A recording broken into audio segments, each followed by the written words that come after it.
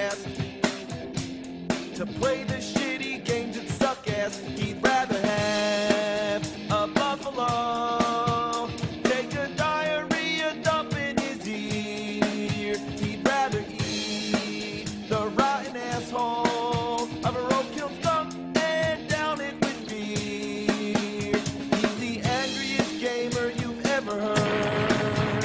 He's the angry Nintendo nerd. He's the angry Atari Sega nerd. He's the angry video game nerd.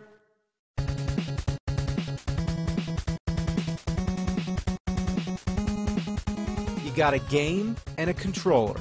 That's the way it goes. But sometimes that wasn't enough. Nintendo has always come up with creative and unique ways to play games. Today, there's the Wii and the DS stylus pen. But even in the early days with the NES, they were doing the same sort of thing.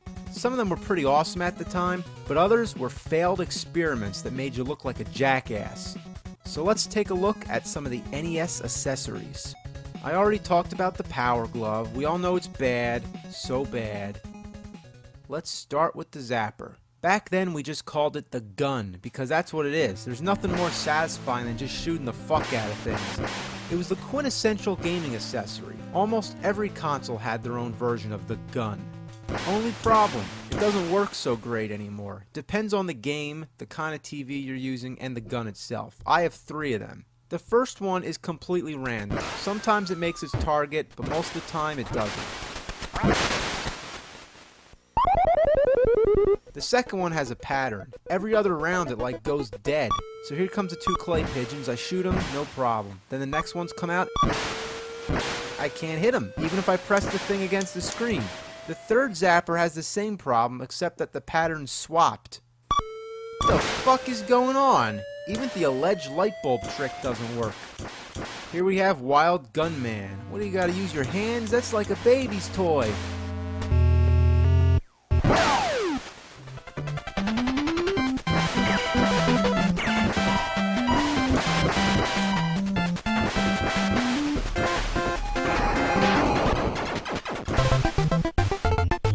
Hey, get down!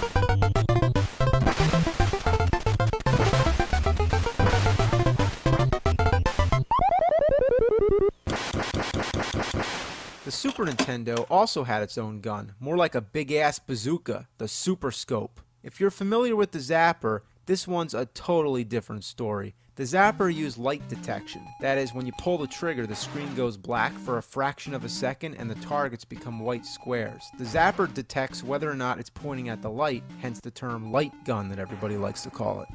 But the Super Scope uses a sensor that you plug into the Super Nintendo, much like the Wii and its Wii Zapper. Another thing about the Super Scope is that it isn't powered by the NES. It's wireless, which you think would be cool, but that means that you gotta use 6 AA batteries, and this fucking beast drains them in a few hours. And why is the trigger on the top? It should be down here. This is balls. You think the Super Scope would be more reliable than the original Zapper, but it's not.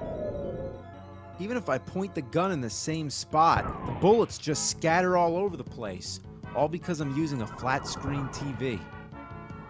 Now let's look at the Miracle Piano. It's a miracle if I could figure this shit out. You might be thinking, wow, Nintendo had a piano?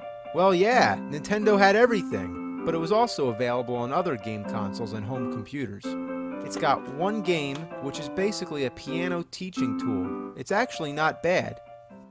Well, that's really all there is to say. My only complaint is that the music comes from the keyboard, which is okay, but the metronome comes from the TV, and that can be a little confusing. Other than having standard lessons, you also get this robot game. Play the song right or the robot dies. Then there's a duck game. You gotta shoot the ducks. Oh, come on.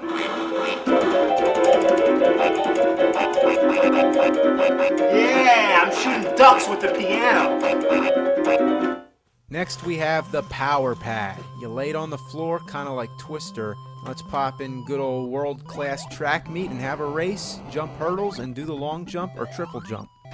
The present-day equivalent of the Power Pad is Dance Dance Revolution, and there will also be a version on the Wii. It was meant to be a family game, but most kids I knew played it alone in their room, and that meant that if your room was upstairs, your parents would hear like all this thumping and shit. They hated it. Cats and dogs would piss and shit on it. In fact, just thinking about it makes me feel like having an anal evacuation.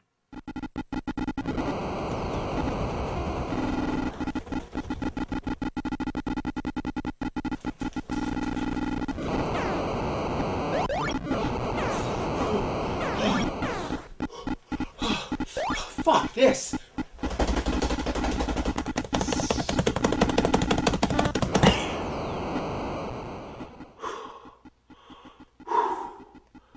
Yeah, it all comes down to tapping buttons, which brings us to our next accessory. Probably the stupidest thing ever invented. The speed board. What is it? It's a piece of fucking plastic. You attach your controller. You get it? In case you don't want to hold the controller with your hands, in case you enjoy playing on the floor or behind a table, then this is for you. It's embarrassing. What's the point? To put the speed at your fingers? Why in the ass would I need that? If I'm playing a game that involves having to tap the buttons like crazy, I'm probably gonna get a turbo controller like the NES Max or NES Advantage. How could they even sell such a thing? Even though it's made by a third-party company, it was actually licensed by Nintendo. It's like covering a turd in ice cream sprinkles. Next up, oh boy, the Konami Laser Scope. Now I just want to go on record by saying I fucking love Konami. But this thing reeks of ass. It's essentially yet another form of the zapper, but it's voice controlled. To shoot, you say fire. Fire! Fire! Fire! Fire! Fire! Fire! Fire! Fire! Fire! Fire! Fire! Fire! Fire! Fire! Fire! Fire! Fire! It also has headphones, and it advertises on the box that you can use it for your Game Boy or Walkman. Just detach the scope module. Yeah. Wow. Yeah, I would look so cool walking around listening to my iPod with this fucking thing on my head. It also advertises that parents will love what they don't hear. It says, while the laser scope surrounds the player with the sounds of exciting gameplay action, non-players can listen to music, read a book, talk on the phone, or have a conversation in the same room. Yeah, while you're saying, fire, fire, fire, kind of defeats the purpose, right? Fire, fire, fire, fire, fuck. I didn't say fire, I said fuck. Fuck. Fuck fire. Fuck. Fuck. Ass. You can say anything. Shit. Bitch. Cunt. Fuck. Fart. Fuck. Wow, I just shot down a duck by saying fuck. Next is the Rollin' Rocker. This thing is the biggest shit biscuit I've ever seen. You stand on it and supposedly you rock back and forth, which controls the D-pad. The modern day equivalent would be the Wii Fit. The Rollin' Rocker is supposed to be compatible with every game for the NES, but I find that it isn't compatible with any of them. Each game responds differently, but none of them work. Adventure Island keeps walking right, Excite Bike keeps going down, Skate or Die goes in circles, Kung Fu ducks to the right, Metal Gear does nothing at all, Ninja Turtles 3 walks in place, and 1943 just fidgets around a lot. It's another hunk of plastic! Who made this thing? Son of a bitch. Well, we might as well try an LJN game. Beetlejuice, Beetlejuice, Beetlejuice! Let's see if this works.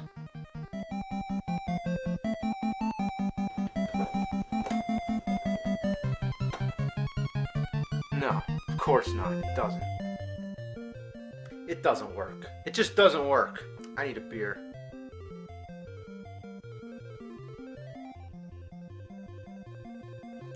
I'm drinking Rollin' Rock on the Rollin' Rocker. Rollin' Rock, Rollin' Rocker. Yeah, Rollin' Rock on the Rollin' Rocker. I've also heard that you can't weigh more than 100 pounds, but I still don't understand why I can't get any kind of response out of it. Let's try the cat. Get on there, you little bastard.